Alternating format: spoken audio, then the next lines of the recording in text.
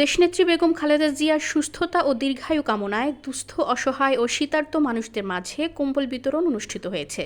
২৫ নং ওয়ার্ড বিএনপির উদ্যোগে অনুষ্ঠানে প্রধান অতিথি হিসেবে উপস্থিত ছিলেন ঢাকা ১২ আসনের ধানের শীষের প্রার্থী সাইফুল আলম নীরব।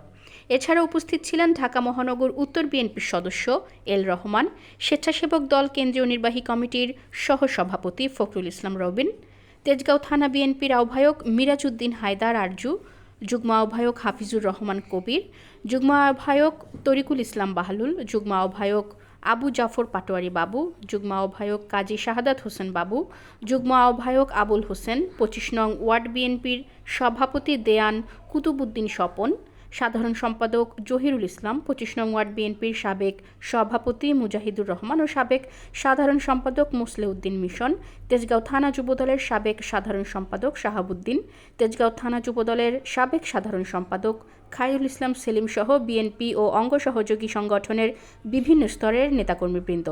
এ সময় সাইফুল আলম নীরব বলেন, যাদের সাথে জনগণ নেই তারা কোনো রাজনৈতিক নেতা নয়। বিএনপি জনগণের দল। বিএনপি সবসময় সাধারণ জনগণকে নিয়ে কাজ করে যায়। যারা বেহেশতের টিকিট বিক্রি করে তারা জনগণের সাথে প্রতারণা করছে। জান্নাত দেয়ার মালিক একমাত্র আল্লাহ। এ সময় বেগম খালেদা জিয়ার সুস্থতা কামনায় সকলকে দোয়া করার আহ্বান জানান তিনি। আরেকটি কথা বলতে চাই, সেটি হলো একটি দল আছে যে দলটি আমাদের ধর্ম নিয়ে ব্যবসা করছে।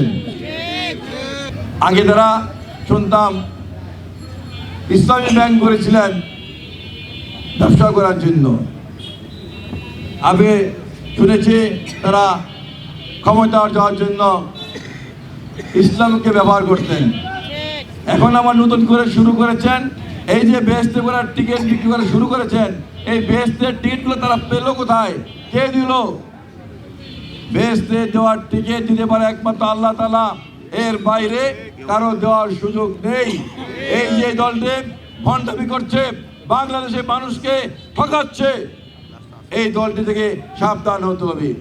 যেই দলটি বাংলাদেশের মুক্তিযুদ্ধ চায়নি, বাংলাদেশের স্বাধীনতা চায়নি, ওই দলটি আজকে এই স্বাধীন বাংলাদেশে, যেই দেশের ৯৫% মানুষ মুসলমান, সেই দেশে আজকে ইসলামকে ধ্বংস করার জন্য আজকে তারা বেহেশতের টিকিট বিক্রি করা শুরু করেছে। অর্থাৎ তারা ইসলামকে ধ্বংস করে দিচ্ছে ক্ষমতায় যাওয়ার জন্য। বাকিরা সুস্থ করে দেন, আমরা আল্লাহ তাআলার কাছে সেই দোয়া করি। পাশাপাশি বিশেষ করে তরুণ এবং সমাজের কাছে আমার আহ্বান থাকবে, যে দলটি বাংলাদেশের স্বাধীনতা চায়নি, বাংলাদেশের মানচিত্র চায়নি, পতাকা চায়নি, যে দলটি এই মুসলমান দেশে বসে আজকে আমাদের প্রিয় ধর্ম ইসলাম ধ্বংস করে দিচ্ছে, বেহেশতের টিকিট বিক্রি করছে, নবীজির বিরুদ্ধে কথা বলছে, কোরআনের বিরুদ্ধে কথা বলছে, পবিত্র রমজানের কথা বলছে, এই দলটিকে বাংলাদেশের তরুণ সমাজ, যুব সমাজ কখনো ভোট দিতে পারে না, ভোট দিতে পারে না।